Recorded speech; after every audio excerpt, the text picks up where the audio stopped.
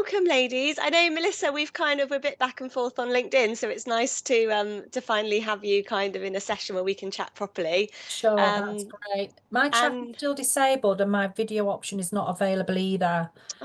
we've had a Not bit of sure a if is that the same for you, Harriet? Um, I thought I was. I've managed to have my video on, but I can't see how to make it. Everyone see it. I will. Yeah. If you leave it turned on, I'll continue working in the background to try and figure out what's going on. Thanks, Okay. Tom. We had a Thank you. couple of techie issues. So I was in a minute or so, and about a minute or so before we were starting at 11, and I was like, no one's in yet to let me in. And so I just had to reach out to Tom on LinkedIn, who very kindly popped in. But what that means is there's obviously a couple of the settings that are just out. So bear with us and we'll get started. I mean, with a couple of you anyway, it's going to be sort of an informal chat, and I've got some great content here that I can share with you as well over the next hour. But equally, do open your mics and chat to me, because I think it's a really good opportunity just to catch up and meet with people that I've not spoken to yet before. And Rachel, it's great to have you here as well. So thank you for joining this morning. So I've had a hideous dentist appointment this morning, so I'm going to have to put my teeth back in, I'm afraid. I go to the hygienist every 3 months, and I just absolutely hate it. I put it off and put it off, and I put this appointment off 3 times. So it was actually a year since I'd been, and I thought, no, I have to go this morning. Oh, so I'm still feeling a little bit traumatized from that, but I'm glad. I feel very proud of myself that I did it this time. So we work quite a lot with the Learning Network. So at Quantum Rise, we kind of step in and support and offer anything that we feel might be useful for the network. And that comes in the form of webinars. My business partner, Erica's also run a keynote and some support around AI as well. And this is just something a bit different that we've not offered to the Learning Network before, but something that we work on really regularly with our clients. So when we were asked to kind of pull together something around management and leadership for the network, this is something that we pulled together thinking, well, actually, performance is really key for most organizations. I don't know if you two are feeling it at the moment, but, there's a definite hesitance in terms of investing in management skills because performance is taking precedence. And I think the two actually can really support and link together. So the webinar's designed for managers, but I've kind of just changed the context of that to think about, well, what can you do as L&D people to go in and support managers in the workplace to drive performance? So I'll be taking you on the content journey, if you like, as a manager, but we'll be answering the questions and talking about the topics as L&D people and how we can support managers in the workplace. I know you've both probably got a good sort of understanding of me, hopefully, or you've seen a little bit about me, but I'll do a really brief introduction. So my name is Hayley Bird. My absolute passion is learning. So I've been in education, skills and learning ever since I finished my primary school teaching degree in 2008, it was now. So quite some time. And my real sort of passion now is supporting people in more engaging learning events. So it's thinking about what we can realistically do to support organizations without having to take people out for great big long training programs. So what can we do in an hour, in a couple of hours, that has really high impact to be able to support leaders and managers with skills and tools to go forward? I delivered a 2-hour time management session yesterday for a group of managers at an organic foods organization, and they were like, this is great, this is exactly what we needed. They're at their desks, they can do it short, sharp, and from there. So this is really about how we can bring in some great performance management stuff, but into something quite impactful, obviously in a short space of time, to maximize the time and impact that we've got. I'm co-owner and delivery director at Quantum Rise. If you haven't seen us before, so my business partner is Erica Farmer, and between us we cover a whole range of different L&D solution support, but really focusing on skills for the future. What are managers and leaders, what are organizations, what are L&D teams going to need as we go in and navigate the future? So my roles have all been in digital learning and development. So there's a little bit there about me. I won't talk about myself for any longer though, because what I'd really like to know, and I can see Dominic, you've just joined us as well, so welcome Dominic.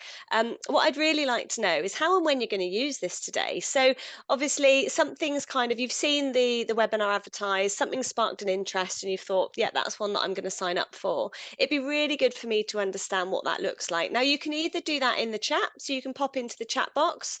If your chat's disabled for any reason, or we still haven't got any those techie issues sorted, feel free just to unmute yourself and talk to me over the mic. But how and when is this? How is this relevant for you? Just an update on that. chat is now working, Great but the stuff. cameras I can't fix, unfortunately. I'm really sorry about that, everyone. That's But everyone okay. should be able to unmute and talk as well. Brilliant. Awesome. Thank you so much, Tom. So what you'll see in the chat is it might say to hosts and panelists before you start typing. So just click on that and make sure that it's to everyone. And then it just means everyone in the session can see. So how is this relevant for you? Give me a little bit around sort of your world and what this means for you. So, Rachel, we're building a management program right now, hoping to feed it in as we've been asked to focus on performance.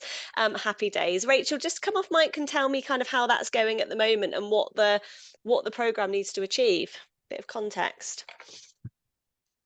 Well, it's only one focus, but yeah, it needs to. I guess what we found is that managers are looking to HR for things around, or they're just not confident around things like setting goals with people. It's only our performance management process is really, really HR driven, and it feels not owned at all by the rest of the organization. So we're trying to enable them to take a bit more ownership of that, with the idea of like using it as a lever for performance. But I'm interested in other things too. I guess we're just trying to highlight how managers are a crucial part in this, that we can't rely on HRBPs or HR separately to do these things.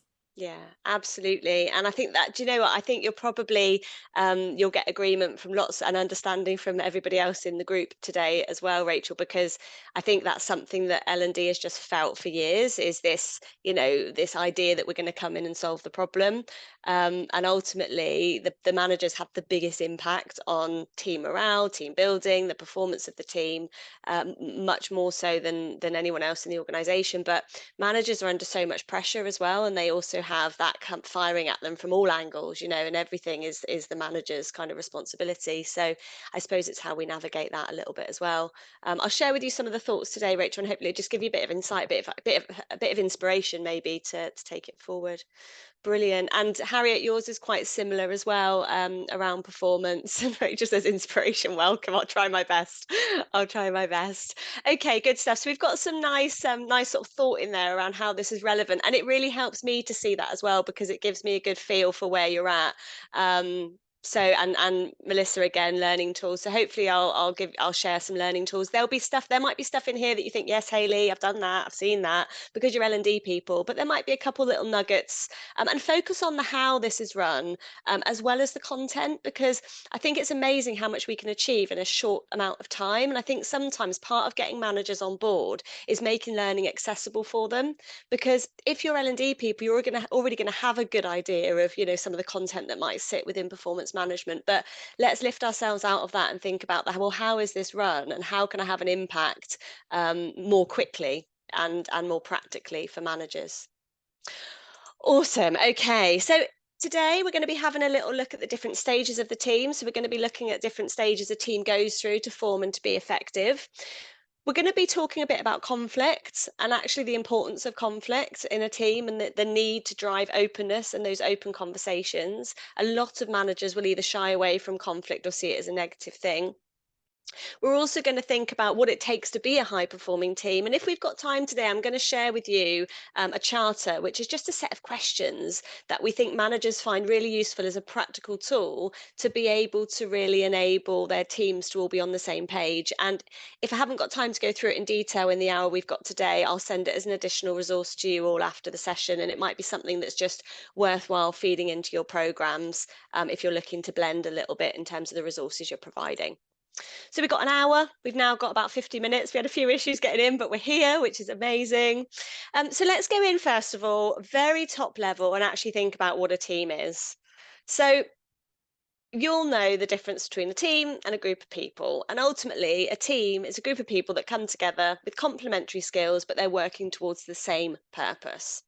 So what we want to be able to do is think about, well, how do we make that happen? Because we know that a group of people don't just come together and perform well as a team. And I think we've probably all been in situations in our careers where we've been put with a group of people and it doesn't just ignite, it doesn't just happen. It takes time, and it takes a certain amount of encouragement for a group of people to really become a team, to be at their best performance. So what I'm going to do first of all is just go out and just ask you what phases a team goes through. So a team can't just be thrown together and said, right, we want you to perform this task. Sometimes it happens, you might get a good team of people that gel quickly. But ultimately, there's phases that teams have to go through in order to become really high performing teams. So I'm just going to launch the annotation tool shortly for you, and I'd like you just to annotate straight onto this slide. So I want you to have a go for me at what phases the teams go through. So the left-hand side being that beginning phase when they first come together and they're a group, right through to that they're really achieving and they're really performing at their very best. And what are the stages in between? What word would you put to those phases? So at the top of your screen, where it says you're viewing Hayley Bird's screen, you'll see next to it, it says View Options. If you just click on View Options and then go to Annotate, you'll be able to have an annotation toolbar that comes up on the screen. It'll come up on the left-hand side as a black toolbar. Once you've got it, you can just select the T for text, and you can click into any of those boxes and you can type your responses and then just click away. So really break down those phases of we're a newly formed group of people to we're a high-performing team. What happens on the journey? And I'm going to give you a minute just to think and reflect on that. And you may well have the responses and answers to this, in which case pop them in. But just have a think. And whilst you're doing that, it's important to think as well about when we're working with managers. So if you are running and doing your, oh, Harriet, your hand's up there. You're going to tell me you haven't got the annotation now, aren't you? That's right, yes, neither's Rachel. I don't think has either. Okay. I don't know, Tom, is that something we can enable or is it not? I think you should possibly now all have. Oh, you I mean, I should. invited you to join as a panelist. Do you want that? Yeah. Yeah, I've pushed that to everyone because that should allow you to then use the annotation Okay. option. One Thanks, moment. Tom. Because we've got a few annotates in here, so it'd be good to get it working. We won't waste too much time on it if we can't, but So you should now in the bottom left-hand corner, if it's anything like mine, have a little green annotate button. awesome. Rachel, I can see yours on there. Hey, there we go. Thank you. So whilst we're doing this as well, and this is something that's what I was just saying, something to think about for your own management development programs. So as you're forming these programs for managers, developing learning like this, where they're thinking for themselves, where we're not just talking at them, we're not just sharing content, is a real way for them to think for themselves through the stages. So you guys, again, your L&D, you're likely to know the stages that we're going to go through, but think about the impacts of the managers. What will the managers get out of completing an activity like this? And that's what we'll do. We'll sort of flip the context to that throughout. Forming, storming, norming, storming, performing. You're bang on. We'll wait for the final one. I still can't see the annotate button. Oh, can you not? Harriet, if you Yeah. go to view options, where it Yeah. says you're viewing Hayley Bird's screen, click on view options. Does it come down in there? No. Annotate. Is it on your black toolbar? No. No, don't worry if not. It's fine. It's fine. Watch what everyone else is saying. Yeah, they'll be. Can you see everyone else's? I can, yes. And also, I've got a slightly different perspective on it though. Just thinking, yeah. it's slightly different from Tuckman, but just thinking about the people with it's the questions that people ask as they come into a team. So kind of, who am I? Why am I here? What am I contributing? What are we doing? How do we do it best? Yeah, how absolutely. we measure our success. So it's a slightly different angle. That's one I use for team builds that people quite like. Absolutely. And we're going to come on to that a little bit after, actually, Harriet, because that's a lot of what the team charter's there to do. So it takes people through a range of questions that ensure that everybody's on the same page. So everyone knows what everybody's there to achieve, but ultimately the end purpose remains the same. But everybody's clear of their contributions towards that. So we'll come on to that a little bit more towards the end of the session. Thank you, Harriet. And I can see you now as well, which is amazing. And hi, Melissa, I can see you too. I'd love to see a face. Okay, so I'm just gonna move again. I'm gonna move through some of this pretty quickly, but I suppose the point with some of this stuff is actually how do we do this and engage managers along on the journey, because if we're just explaining this stuff to managers, it's not going to stick. So I'm going to share with you a couple of activities that we'd run with managers that kind of build on this to get them really, really thinking. A lot of the training now that you see will be sharing content, asking questions, sharing content, asking questions. But what we want to actually do is start challenging managers by asking the question, what are you going to do? So what will you do? What will you do? Not what could you do, not what can you do, but what will you do? So we're starting to really target and commit managers to actions based on some of this content. So absolutely right. So this is about those phases that a manager will, that a team will go through, and it's the manager's role really to enable this and facilitate this to happen. So that forming is, we know why the team is here. We've got a starting point. We need to identify what it is we're here to achieve as a team. And you'd be amazed actually how many teams aren't aware of that in itself. The second question is storming. So depositing in that emotional bank account and actually starting to talk to each other and starting to build that trust.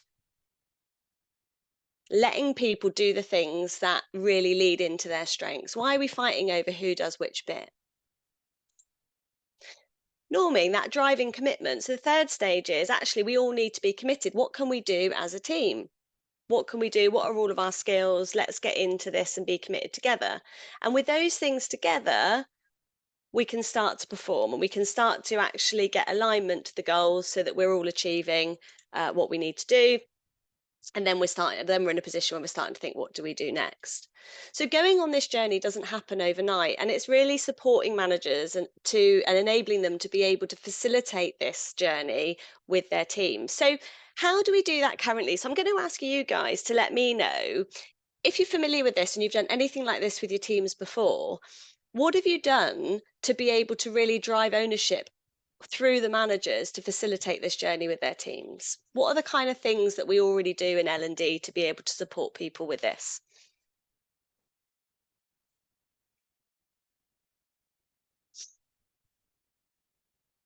And come off mute, use the chat, whichever works for you. We do guide people through the Drexel Civic model. So we have like prompt questions to ask them to kind of gauge what stage they're at, and then what questions they have to ask themselves depending on what stage they're at. So if it turns out that not everybody's on this same page about the purpose of the team and what their main objectives are, then that's where they start, and that's what they need to work on together. We can't do that for them, but we've at least kind of helped them become aware of where they need to start. And if everyone's clear on that, then we move to the next stage and so on. Absolutely. But what stops managers thinking in that way? Because I think we can go in and we can ask all the right questions and we can come up with this plan. But what gets in the way for managers in actually making this happen? What are kind of the objections that you hear or the challenges that you hear from managers in making this happen? A lot of it's overwhelmed with the day job. They've got so much to do with, and increasingly, obviously, we're local authority, so no funds, increasing demands, and they just haven't got time to even think. Yeah, exactly that. A lot of the time, they just don't even have time to think. You know, they're just getting in, doing the job, getting through the tasks for the day. Their team are cracking on, and they might be sort of thinking, yeah, the team are really independent, they're cracking on. But it's not very often, although it's very easy for us as L&D to go in and share this stuff, it's a very different thing getting managers to commit to it and to drive it forward continuously. Because I don't know about you, but I could deliver training that I've not delivered for a couple of years, and even then I learn it all again. Because it's got to be that continuous journey. How do I do this all the time? And I think that's a really, really important thing to build into these management programs is what's the next thing? What's the so what? What's in it for me? What do managers need to do next? Because no program is going to really enable this to happen unless there's something else in there helping it and supporting it. And part of that is the managers feeling accountable. Sounds like you're doing this already, but actually getting managers to focus on where is your team. Now, after the webinar, what I'll do, there's not that many of you, but I've got quite a useful questionnaire that managers can go through in terms of identifying where their team is. So I'll send that over to you. I've got some supporting resources that I'll ping over as well. But it's, again, exactly like you've said, where's your team now? What actions do you need to take? How can you use this to develop performance? But it's really holding that accountability. And it sounds like you're doing that a lot already. So if we think then this is all kind of brilliant, yet managers probably know this. They might not have the posh words that sit there, but they probably know whether they're performing or whether their team are disjointed, which is ultimately what the difference between one end and the other end is. So what happens if a team doesn't get there? What do you notice if a team doesn't get there? What will the managers see? How is it going to be impacting it? And this is about getting to that what's in it for me. So if managers know what's in it for them in terms of buying into this, engaging it, learning it, they're more likely to make it happen. So what are they seeing if their team isn't getting to performing as managers? Again, just unmute yourself or pop it in chat if it's easier. I've just seen, Rachel, your comment there. What really helps is accountability from their own leadership team. L&D, we can't go in and solve problems, and I'm sure you will all relate to this. This is why I love these sessions, because it's all people in the same boat. But we can't just go in and solve all these problems. But what we can do is put things in place to enable it and support it to happen. Yeah, and it does take time, Rachel, you're right. Hi, Hayley. Hi, Dominic. Maybe I could jump in here. Good morning, everybody. I think it'd be useful to contextualize this perhaps a bit more, because these are very useful but very wide-ranging sort of variables. Now, I don't know about the rest, but I think there's a pre and post-COVID area here. I think dealing with virtual teams now, there's a lot of cyclic distance, which is actually very long. So people are working from home these days, and the hold, I think, a leader or a team leader or has over them is pretty tenuous now, actually. So the idea of holding the Home Office to accountability, for example, or the NHS, this is a gargantuan project. The smaller end, I think, I agree that if the paradigm is you are L&D, then you have your own credibility, your own toolbox to sort of down on there. And without rambling on too much, I actually just have an out of the box toolkit called the zones. I work with Richardson, and she divided the whole idea of performance into dead space, comfort zone, performance zone or stretch zone, and panic zone. And it's a very easy concept to explain. I've used it many times as a quick workshop tool, and anybody can use this tool, where you very quickly have a common language in which to refer to whatever context you're in. Do we think we're in stretch zone? That's kind of self-explanatory. Are we in panic zone? Are we in dead zone, or is Frank in dead zone? Or are we in comfort zone? And very quickly, anybody hearing those four terms immediately has a grasp of what these concepts are. And it's very easy then to say, okay, this is the definition of a stretch zone, and you give it a particular KPI. This is the definition of dead zone. And then you can convert that exercise. And I'm talking about workshops I've done in half an hour virtually, where everyone has a common language, and immediately they start to reflect about themselves, the organization, and even a football team. You can talk about the BBC, you can talk about Argentina, you can talk about, the GB rowing team. Immediately you have a common language. So I think the dialogue that you have to get credibility from L&D, because we don't have the P&L, we're not P&L managers, is to get a common language and have a common understanding of where we are. And I think somebody already said, as an L&D guy, you're kind of the fly on the wall in a way. You're the nudger. You can't say, right, guys, follow me, I know where I'm going. You can facilitate and you can provide tools, which I guess is where you're going. It's an important aspect of what we thought would work very well before COVID and lockdown is now under stress. And I would add another thing. It might be contentious, but these are very contentious times at the moment. In the Western world, there's a lot of friction. There's a lot of uncertainty. There's a lot of, as you were saying before, conflict. And that creates a huge amount of uncertainty. If you're in the driving seat, you're trying to drive performance across a European team or a North American team or a team in the Orient. That's a real challenge. It's a real challenge now, because there's a lot of conflictiveness in teams about certain aspects of what we're all doing. Absolutely. That's a clue. But anyway, that's my talking to us. So I'm interested to see where you're going with this and how we can take some tools away. Yeah, it's really it's great, Dominic, and and any experience like that is so valuable. And I suppose, as workshop deliverers, we kind of hop in and hop out, really, don't we? And I suppose the question is, how do we drive commitment day in, day out? because we can inspire people so much with things in that moment, and then we've all been there where we've come away from something and thought that was amazing, and then it's what do we do with it? And I suppose that's the real gap, isn't it, in truly supporting performance management as L&D. How can we really integrate that into their day-to-day stuff? And a lot of that will come from commitment, but as you say, at the moment there's so much going on. And COVID, it's interesting you talk about that as well. And it'd be interesting to see what other people think. I think COVID, depending on the organization you work for, has driven so much more autonomy and flexibility that people are finding that they're being more productive as a result. However, it's managers. A lot of managers are suffering from that proximity bias. Where would I rather work? Where do I want my team to work? And that again will impact the effort that they're putting into certain members of their team. So what we find is if a manager prefers to be in the office, for example, they might be building stronger relationships with people right in front of them. And then that's going to have an impact on the people that are working from home as well. So it's just navigating a whole new way of work. COVID has brought on changes that I don't think anyone could have ever imagined. Ultimately, if teams aren't performing, they're going to get frustrated, they're going to get bored, they're going to move on.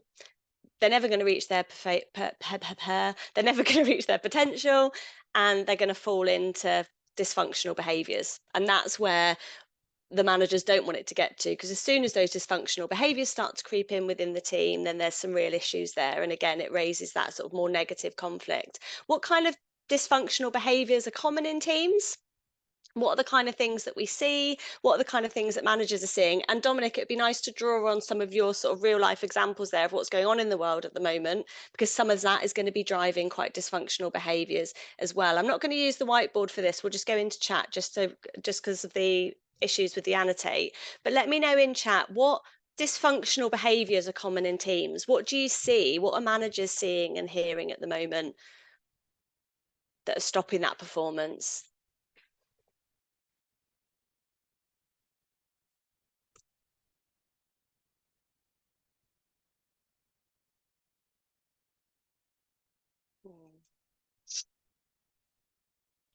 What are the managers seeing? What's really going on for them in terms of what they're getting from their teams? What kind of dysfunctional behaviours are stopping people perform? Conflicts within the teams. Yeah, there could be. What does conflict, Harriet, what would conflict look like in a team? It's when, instead of all, right, this is what we've all got to do. Wait a minute, you're doing it that way, I'm doing it this way. Always better, or why are you allowed to get away with that?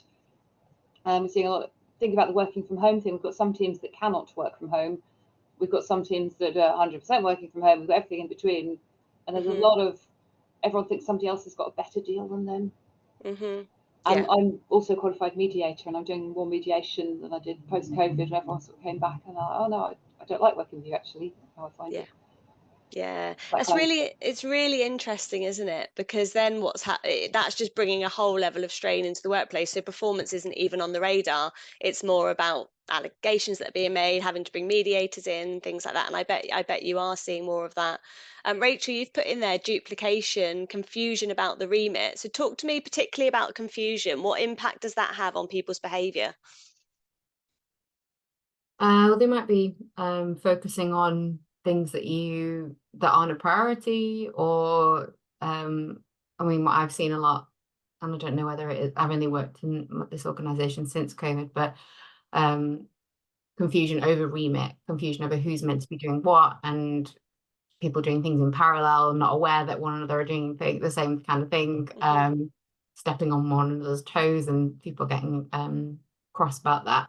So yeah, that kind of confusion. Yeah, absolutely. Just it seems like basic stuff, doesn't it? But it's not that simple. It's not just clean cut. This is how we're going to get to where we want to be. Come on, team, everybody get on board. There's lots of things that can contribute to this. Melissa, you've put in there lack of trust, lack of commitment. Not everybody is as committed to their role as the person sitting next to them, and that can obviously drive conflict as well. And you know, Dominic, you've put in there some really valid kind of gender issues, government policies, things that are just totally disrupting the workplace in terms of where people are and how neutral their opinions and their thoughts are as well.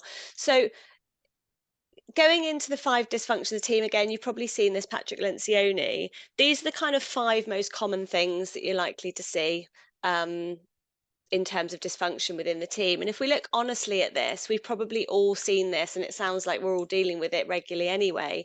But what I would always do is get managers to look at this and really focus on the dysfunctions that are causing them the biggest challenge as a leader, because by being able to name that challenge and talk about the effect that it's having on the team, they're more likely to open up about that and then set the actions to go forward. Looking at these 5 things, what would you say would be kind of the biggest dysfunction in a team that you've faced in your careers? Have a little look at those and think, which is the biggest dysfunction I've really noticed in my career in a team that I've been in? Lack of trust, fear of conflict, commitment, avoidance of accountability, or inattention to results. And I've got quite a clear-cut example around there as well. I worked for a team where avoidance of accountability was such a big issue, and it's because it was set up by an entrepreneur. And he just basically didn't like somebody fired them. If there was a mistake made, he would just fire people. So nobody would own anything, and nothing ever got resolved. It was frustrating because if something went wrong, it was someone else's fault, and you could never ever get anything fixed. Yeah, absolutely. Just avoiding it altogether because I don't want to get in trouble. It's that they don't feel psychologically safe with their managers in order to be able to share their thoughts and opinions. Absolutely. Tom, you've put inattention to results is by far the most common that you see in clients today. Tom, tell me a little bit more about that. Give me some examples. Yeah, so we've obviously we work with a lot of organizations, and it's the most common thing we see, and it's largely all driven by feeling over reality. So we speak to a lot of managers who are so focused on well, everyone's working from home, or this is happening, or this is disrupting my team. Then we go, so what's performance like? And they can't answer that question. You're like, okay, so setting everything else aside, you're the problem here. Because if you don't know, because if performance is great, then what are you talking about? Yeah. But if you don't know what that is, it's very easy to excuse yourself as a leader of a team by looking to all these other things first. When I very much believe that actually, if performance is good, yes, there can still be conflict. Yes, there can still be other issues. But if performance is good, that is actually what people come to work to do. Yeah. And whilst it would be lovely to live in a utopian, harmonious environment, we don't. Therefore, the workplace isn't going to be that. And often it's about managing those things and remembering what we're actually there to do, which is to, for most people in the world, perform a job well enough to not get fired so you can be paid, so you can do the stuff that you actually want to do in your life. In our business, we've got this thing about we're lucky enough that pretty much everyone that works in L&D wants to be here. Most of us are working in if not our dream job, then our dream industry, right? We've chosen to be here. The vast majority of the populace, the people that we work with, the people we train, do not have that. They are in a job because they need to be in that job, which is not a bad thing. Not everyone can get to do everything they want, but we need to kind of remember that, and that's why we always put that first. And yet, it's the most common thing we run up against when dealing with managers at the moment. Really interesting. And actually, we do quite a lot of action learning with managers as well. And the amount of their challenges that are just totally overtaking everything else that's really important about the role, the whole action learning set becomes about relationships often, people in the team, challenges, so and so, a lot of blame, sort of victim mindset stuff. Which is really telling, isn't it? Because how often do managers get challenged on that or get the opportunity to stand away from that? I think the 5 dysfunctions work really well for managers to lay it out on the table and ask a similar question to what I've just asked you, because it sparks people to think about a real life situation, and it gets them to think about, well, which is my biggest challenge in my team? And by breaking that down, they can think, actually, the biggest challenge in my team is fear. And what that means is an activity like this means they can name it, and they're saying, why are my team fearful? Or why are my team avoiding accountability? And what effect is that having on the whole performance of the team? So you're using the kind of challenges people are having with conflict or relationships, or like you said, the inattention to results, Tom, but using it as a bit of a springboard to say, okay, so what impact is that actually having on your performance, and what can we do about it? And often I would also add here that within that sort of diagnostic, the key thing is within the decision-making unit, or within the guys on the trench unit, is the ability to raise awareness about the need to change, and all of those lines of inquiry. If they're a catalyst for, oh, wow, that's going on. We need to change. Then I think your role as a change agent or an L&D or a consultant, whatever, then you can move to the next step. If they don't realize and don't recognize any of those are important and that they need to modify and have a different route, then you're going to have a very hard time in persuading and then implementing any kind of procedure or any kind of change program. And the next thing I'd really worry about is the time scale. Once you sort of batten down all of those or any of those, and you've objectively said, you put up the mirror in front of the audience and said, right, this is what's going on. Do you recognize that? And they say yes. That's a great, that's a light bulb moment. The next stage is, okay, what's the time scale to make any kind of effective change? And I think that's where a lot of this dilute and derail. But yeah, absolutely. I think they're all equally valid actually, and they're very powerful when used together. I wouldn't isolate one of them as being single catalyst. I think they're joined at the hip pretty much, and it's a great toolkit to raise awareness. Absolutely right. Yeah, agree with you, Dominic. And I think, being able to have the opportunity to see them laid out in front, I tend to go sort of which is causing you the biggest challenge, which is causing you the least amount of challenge. I just find that a useful way to navigate, thinking about each one individually, but absolutely they all run alongside each other. And it's the commitment to action, which is the end goal, isn't it? And that's what they need to be able to do following on from this. But the light bulb moment is everything. It's getting that realization that, okay, this is an issue and actually I'm a catalyst for this. What can I do about it? The light bulb moment is what's going to drive the action. Brilliant. Great conversations as well.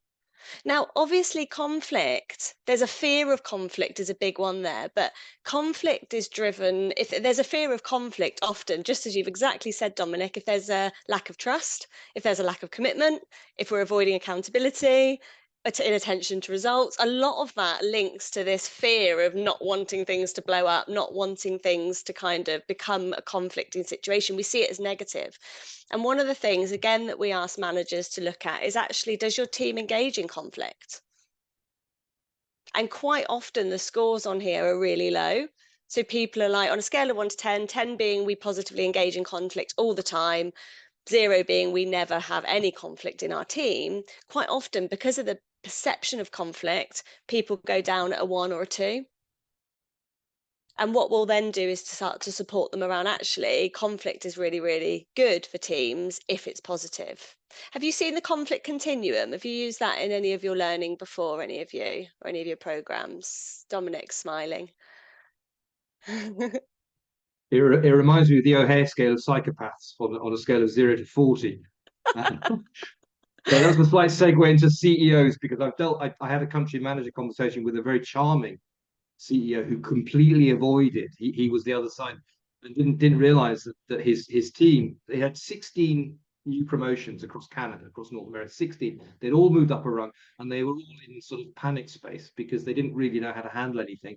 Just as we were coming out of COVID, they hadn't done the leadership training in an effective way. They were very nervous, and they were all looking for leadership at the top. And poor chap, I basically managed to nail down a commitment from by saying, let's break down the working days where you're going to do your country plan in 2024. So going back a year and a half, and I literally got an Excel and said, let's look at the days you have to perform, and then you take out holidays, you take out the projected illness, you take out the conferences you're going to. How many training days have you got just for leadership training? And we got down to 6 for the whole of 2024. Wow. And that's when he opened his eyes and said, oh my God, what can we do? And I said, okay, right. Now we can discuss. And it was a trickle down to the other team who were waiting for country manager to sort of, give the route plan. And he'd been very, very avoidance prone, because he thought they'll sort themselves out. And I said, well, they need a nudge, it should come from you. Otherwise, we're not going to complete the calendar. It won't fit. We'll get to halfway during the year. There'll be too many deviations, and then you'll be in panic zone because the whole team won't have time managed the stuff that you ought to bring forward and get a commitment to do by, say, Easter. Otherwise, you're not going to be able to.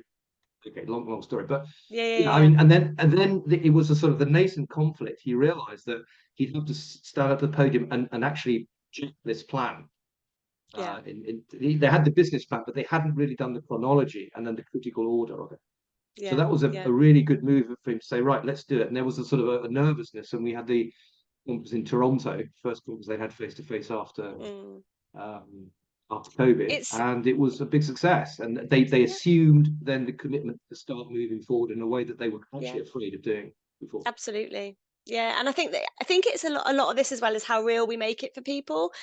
So just simple questions like this. If we're asking the manager something like this, then let's ask the rest of the team as well. Because what's also interesting is the team's perception versus the manager's perception of different situations as well, and that in itself helps to create those plans to go forwards. Getting people or getting managers to think about, actually, where is my team right now? So we're going to look at these 3 different points. So we've got artificial harmony, ideal conflict, and personal attacks. And each of these things and all of these things can be perceived differently by different people. So looking at the 3 different aspects of the conflict continuum, the point is that if we're in an ideal conflict point as a team, then that's where we're most productive. That's where we're going to be most performing. On the left-hand side, a manager might see this as a great thing because our team never have conflict. People just get along, people get on with their jobs. We're kind of at surface level, everyone's fine, they're moving along, the environment is comfortable and happy. But the reality of being in there is that people aren't sharing their ideas, they're not debating issues, they're not collaborating, they're not overcoming problems. But a lot of managers and leaders in that space will see that as just a really positive thing, because we're not hearing all this stuff from HR that everyone else is. We haven't got conflict in our team just get on with their jobs. But obviously, as a result of that, there's going to be less collaboration. We've then got the other end of the continuum, which is the personal attacks. And Harriet, this was some of the stuff that you were talking about, that you're probably having to deal with. You've got the negative, non-productive conflict, the distracting conflict, the stuff that Tom was mentioning as well, which is often filled with ill intent. People want to get their own way, they want to win, they're in a win-lose situation, and ultimately that's going to deteriorate relationships. I think I've definitely been in a toxic culture in the past, which means that I'm just not focused on the job in hand at all. So the ideal place and where we want teams to be is in this ideal conflict zone, so somewhere in between. So we're still sharing our ideas and we're standing up to people and we're speaking up at work, but we're not making it personal, we're keeping it objective. And most organizations tend to sit closer to the 0 conflict end, but want to be moving into the central point. A lot of organizations are obviously sitting in that further personal attacks end, but we want to be trying to encouraging debate around ideas. So something that's really useful to get managers to start thinking about, again, as part of the toolkit, is where's my team? Where does my team sit at the moment? Just to get your view on this with the teams that you guys are working with, because it's always useful to broaden this to your clients, your customers, your teams that you're training. Where would you say most teams that you're thinking about straight away in your mind, where would they be on that continuum, do you think?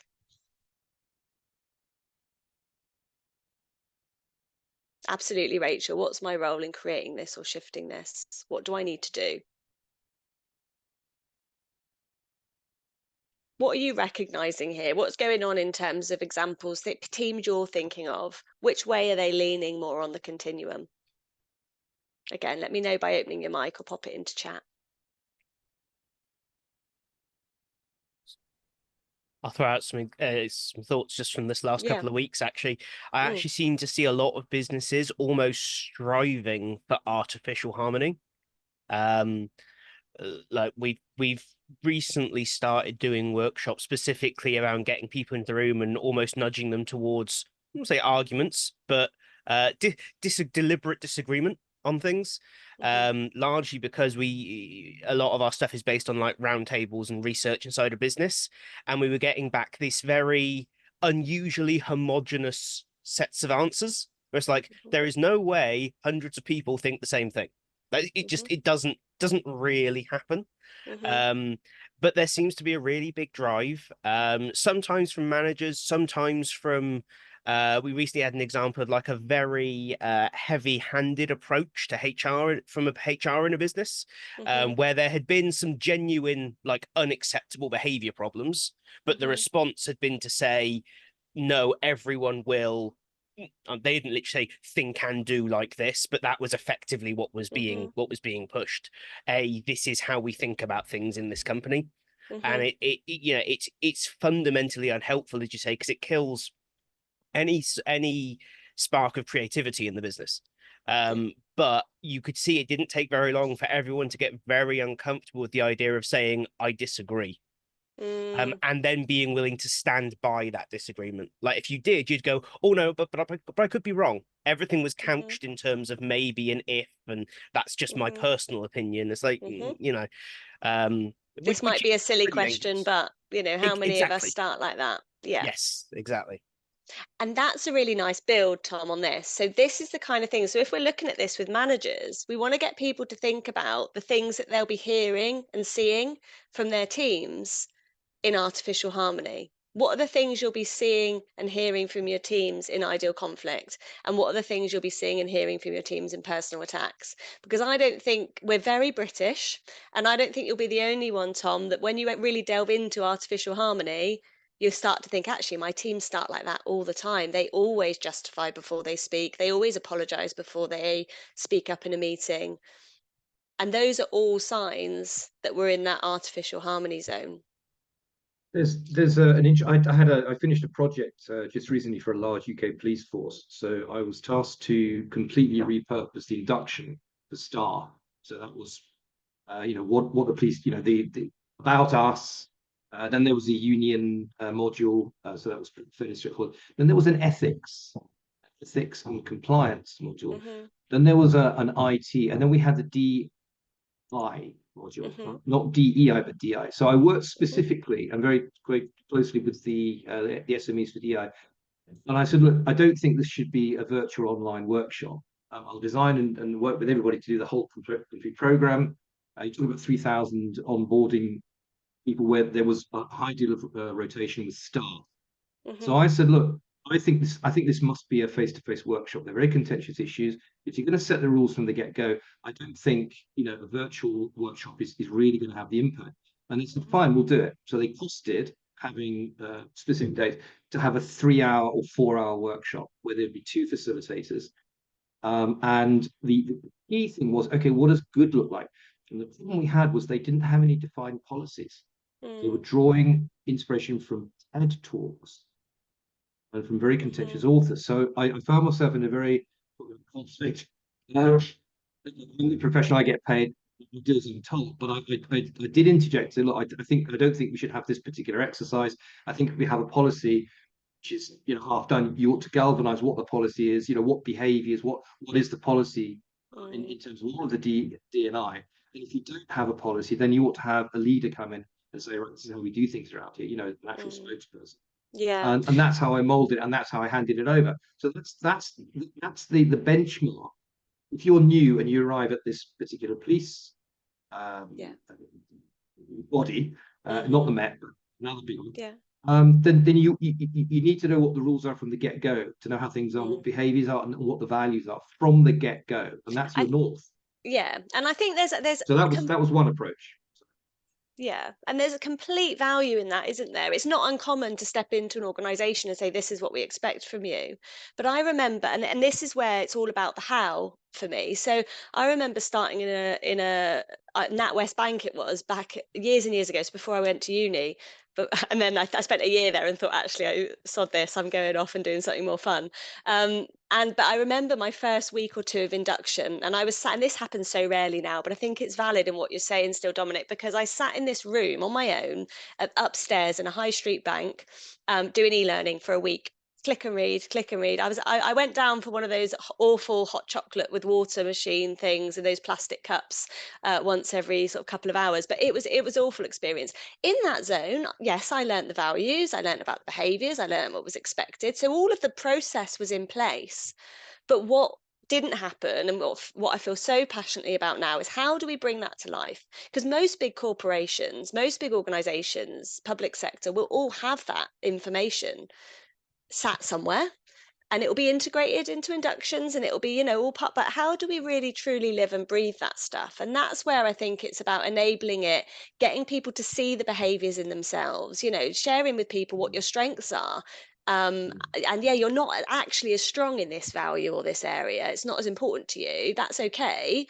What can we do? Who have you got in your team that is? So it's really enabling it, isn't it, through awareness. And I think self-awareness for managers is the key that'll unlock a lot of this stuff.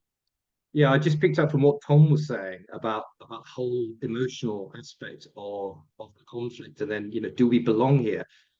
We know that from recent research that neurotransmitters, things like oxytocin, serotonins, adrenaline, pick up when, for example, someone looks you in the eye and says, "Hayley, you're welcome here. Welcome Oh, to day one. This is absolutely. how we do things." Not the same as well. I mean, I'm not doing it down, but we're very synthetic. We're on screen here, and then over time, that day one in the organization is significant. Yeah, You'll never have another day one in your organization. And you absolutely do that right. virtually. I spent Yeah, all of last year doing day one for people joining the organization I was working for in Colombia, South Africa, Israel, Canada, Brazil, whatever. And it's like they hadn't even met their boss who no, was in another continent. And it's yeah, very synthetic. Whereas I think we should take the trouble and cost and say, look, if you're onboarding someone and they're in a key position, and you want to make them feel well welcome, yeah, we'll work on yeah, the oxytocins. You look them absolutely. in the eye, welcome Frank, welcome Mohammed. This is how we do stuff around here. It's indelible, right? As Yeah, opposed to sending them an email, say click on here, and 5 days later you're inducted. I think that's yeah. a It's difference. authenticity, isn't it? It's that authenticity, and that's key in all of this as well. Absolutely right. Thank you, Dominic. So we've only got about 5 minutes left. I feel like we've opened up some good conversations, but ultimately, when it comes to high performing teams, hopefully there's a couple of tools there, things like considering that conflict continuum, really embedding that in. I think the main thing with all of those models is really drawing out what the behaviors, what the skills are, what you see, what you feel, what you hear. And I think the more aware we can make managers in this, the more on board they're likely to get. Um, Ultimately, we want to be discussing what's the point of the team. And I think we've already said in here, there's so many people that join a team that don't actually know they know. I know what my bit is, but it's my first day of a new job, and all I want to do is show how good I am. So it's that embedding somebody into the wider purpose of the team, encouraging positive conflict. And I think this will be something that managers either feel they don't have time to do or they don't feel comfortable doing. So, speaking from experience, and probably as a trainer and facilitator, you'll know others as well that don't want to ask too many questions. Because if I ask too many open questions, I can't really control the responses I'm going to get. And I think there's an element of that in managers. If I tell, then I'm not going to open up a debate or a conflict situation I have to deal with. I think that's a big, big thing when it comes to performing. Building the goals together, summarizing them in one word. We use too many words, too many processes. There's processes for processes. And we just want to get down to actually the crux of what it is we need to do in layman's terms. So simplifying that language. And we've also got here about creating a charter of how that will be achieved. Now, one of the ways that to really encourage that movement and that build towards a high performing team is by using a team charter. Now, I've got a load of, I'm going to ping you over some resources after the session today, which I think will be helpful. But ultimately, it's just broken down into a simple set of questions that's just shared amongst the team. So what are our objectives? Who's involved? What are our goals? Who's doing what? What are the milestones? What are the expectations? Really simple, pretty straightforward, but everybody's building it together in that team. And the whole purpose of developing a charter or something like that for that team to work towards is to outline the purpose, building the goals together, defining the tasks, and to set those expectations and objectives. Now, we are nearly there because it's obviously been an hour, which has flown by.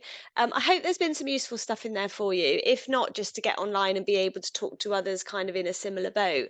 But what I will do is after the session today, I'm going to send you over some additional resources, but I'm also just going to ping these into the chat for you as well. So there's some useful activities and exercises that you might want to build in. I'm going to send you over the team charter as well so that you've got access to that. We have also got an online module which kind of all of this is built from really, which delves into each of these things as particular activities people can complete online. So we have got some of that as well. If you're interested in having a look, I can share that with you. Let me just stop sharing my screen so I can ping these links in the chat. So you've got those as well. Okay, so I'll just copy and paste them straight in. But again, they're just a few resources that we've used, things that we've shared with managers that might be helpful as you're building these programs. We're running a really great program at the moment with Bostik, and we've developed a leadership piece and a management piece for the program. And what we've found is we're doing kind of a flip learning approach with a lot of this content. So we've got a digital module that they'll complete before attending a live workshop, which works really nicely. So all the theories sat in there. They then come to a live workshop, which we call a reflective classroom. So we're basically reflecting back on the content, building on it with their teams. They go into, it's mainly breakout rooms and conversations and activity. And then the third element is an on-site action learning session where they all get together in a room and build out theory to reflective classroom to, okay, what am I going to do about it? And we've run those three elements across 6 different topics for managers, 6 different topics for leaders.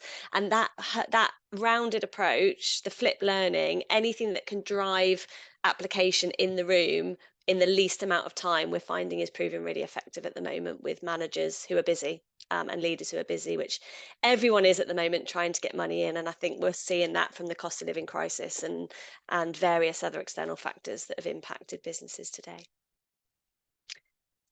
Okay, should make the learning stick. I hope so, Dominic. We're getting some really good feedback on it, and it is actually driving change, which we shouldn't have to be and sound surprised about with L&D, but I think we always are. So I think just by focusing more on application and less on theory, that flip itself will just help managers to see it in the moment and in the workplace.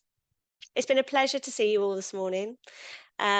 And those of you that don't follow me on LinkedIn, please do. It'd be nice to connect. It's always nice to see what others are doing in the field. And I hope you enjoy the rest of your day. I'm here for a few minutes. If anyone wants to stop on, have any questions or anything, I'm happy to chat. Thanks, Hayley. Thanks, everybody. Thank you. Bye-bye.